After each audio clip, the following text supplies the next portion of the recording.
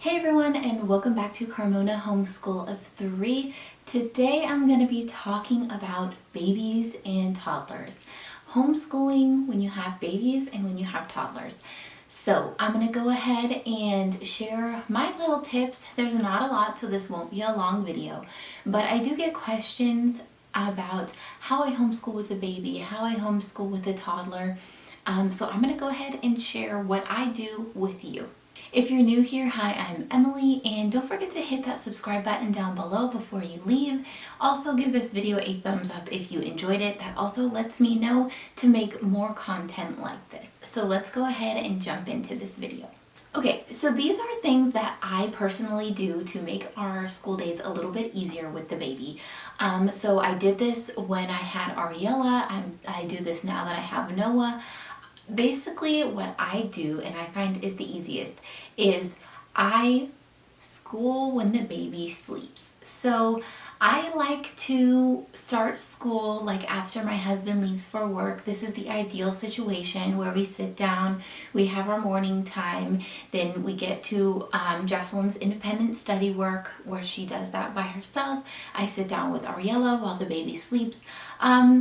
So that is the ideal situation. I lay the baby down, he takes a nap, we school. Now sometimes you can't do that, but that is my number one tip, is try not to be so rigid with your schedule when you have babies.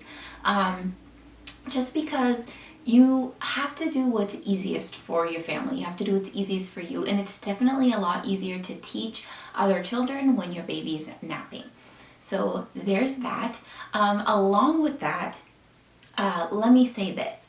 If we're talking about newborn stage, take a break. Like if you just had a baby, it's okay to take a break.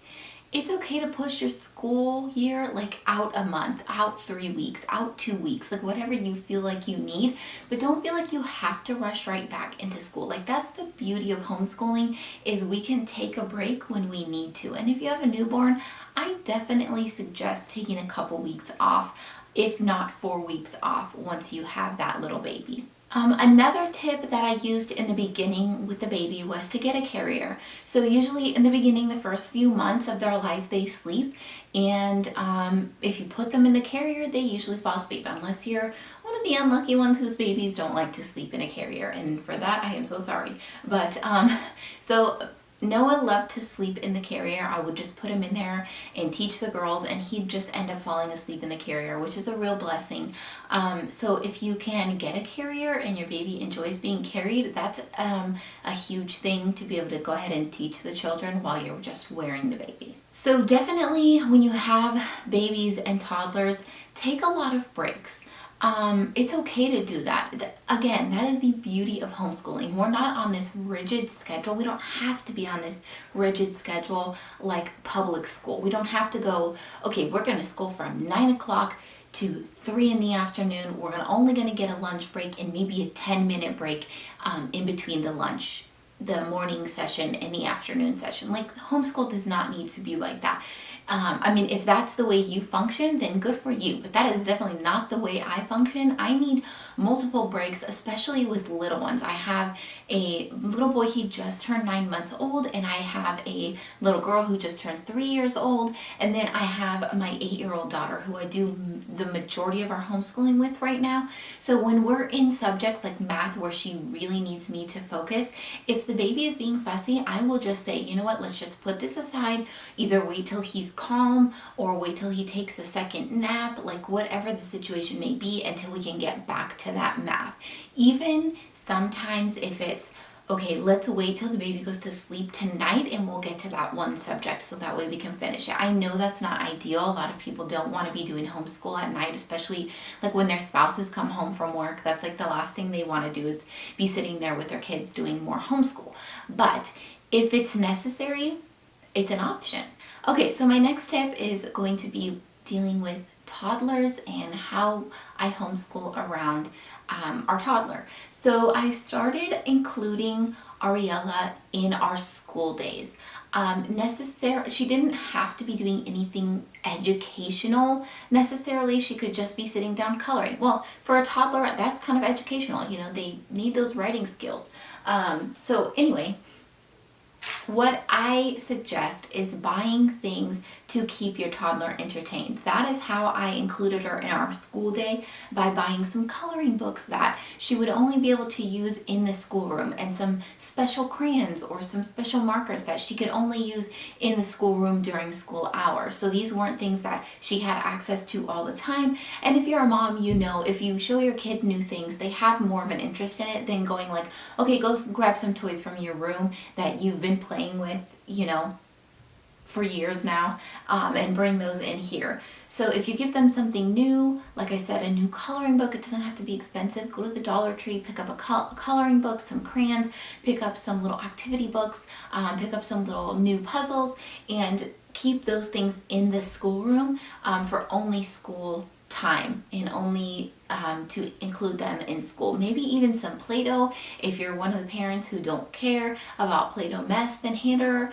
or him a little container of Play-Doh, a couple little toys, set them up at a little spot for them. Or if you school at the kitchen table, set them up away from your older children's paperwork or books, and have them do some Play-Dohs. Just give them something that they don't normally do. So as Ariela's gotten a little bit older, we did start doing some preschool with her last year when she was about 2, and she was a little bit older than 2, but I have just gone with the flow of her, however she feels. Like if it's a day where she wants to be included in what Jocelyn and I are doing for that school day, then I will include her. If she doesn't want to be included, then I do not try to force her to stay in the schoolroom or to stay at the table. And that's where this other thing is going to come in, is screen time. I know there are a lot of opinions on screen time, but let me just say, when you need a screen, it works for you. So if it's a subject with Jocelyn where I need to give her my full attention, specifically math or social studies, or something that I need to be sitting in depth and teaching her that she's struggling with, or just something that I need to keep an eye on her, that we're doing, I will go ahead, and if Ariela does not want to sit at the table or sit in the schoolroom, if she's over her little activities, I will allow her to have screen time. Now this year I have tried to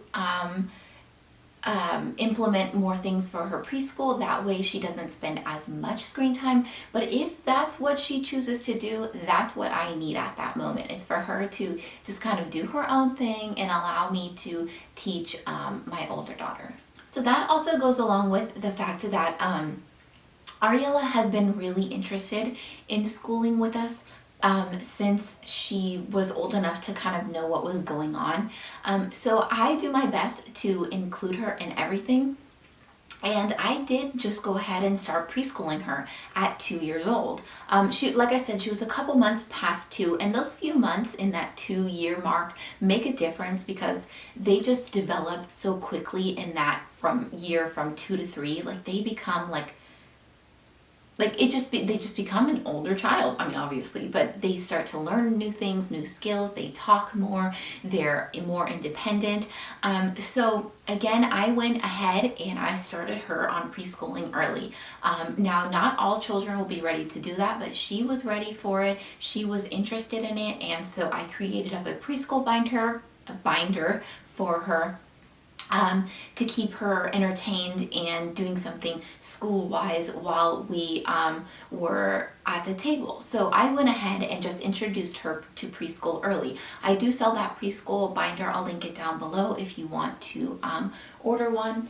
So in our school, I do try to do things that are since my children are such an age gap, I have a 2nd grader, she'll be going into 3rd grade, and I have a preschooler. So I have a 2.5 when I started her at schooling, and I had an 8-year-old or a 7-year-old at the beginning of the school year. But that's a big age gap for learning. And so I try to do things that both children would be interested in. So for example, I do like a morning circle time. Now I know a lot of people sit around and do like their morning basket, and you know, that's a whole different thing, because You know, you can include all different kinds of stuff in your morning basket. But I do try to do more of like a preschool, like what you would find at a preschool, like a circle time where we sit down and we sing songs, and I've got musical instruments that we play with, and just things that are a little bit more Ariella's age, which is my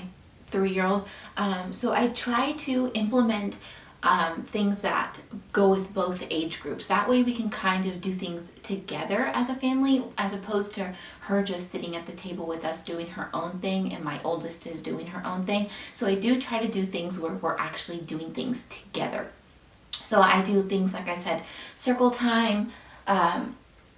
I have them sit down. I do read alouds together. Now I don't always do like a super like in-depth chapter book. To be honest, Jocelyn's not really there yet anyway. She's not really into like super like grown-up chapter books yet. And when I say grown-up, I mean like she's not really interested in like classic books. So they're more like fun, adventurous chapter books that she would be reading by herself, like Magic Tree House, those kind of things. I read those as read alouds, and Ariella really enjoys them. I give them an activity like blocks or magnet tiles, and they sit there and I do some reading, and they both really enjoy that, and they're interacting with each other. They're listening to me. We're doing it as a group. So they definitely would suggest including some things where both of your children are doing the exact same thing on the same level. So my last tip is just be gentle with yourself. I know that especially in my first year homeschooling, or my second year homeschooling even, I was so hard on myself as a mom and as a teacher. And I was trying to stick to this really strict schedule because I thought that's what we needed. And I was really hard on myself. And because I was so hard on myself and bringing myself down, I was really hard on Jocelyn in the first year, and it was like kindergarten. And I'm looking back going like, why was I thinking that way? Because I was still in a public school mindset. For most of my education, I went to public school, and there's nothing wrong with that. But public school and homeschool should be completely different. So different. You're not homeschooling if you're bringing that school setting into your home. You're schooling at home. There is such a big difference between homeschooling and enjoying teaching your children rather than following this rigid schedule that you think is what schooling is supposed to be like. Now, with that said, this really has nothing to do with how to homeschool babies and toddlers, but I've heard a lot of people on YouTube talking about deschooling. And I never did that, but I definitely suggest it. If you're a newer homeschooling family, definitely try deschooling before you jump into your super set homeschool schedule. So that's it for my tips. I hope it helped you. Definitely, if anything you take away from this video is please just be gentle with yourself. Just take things slow. Be kind to yourself. Be kind to your children, because I know when you're beating yourself up, it's really hard to not project that outward. And I say that from experience, not to judge anybody or anything. But I hope these tips helped. Just know that you're a mama of multiple ages, and it will get easier. And just take it day by day, step by step, and you will find your way through. I hope this helped. I hope you enjoyed it. And if you did, don't forget to give it a thumbs up and hit that subscribe button if you're new. And I'll see you guys in my next one.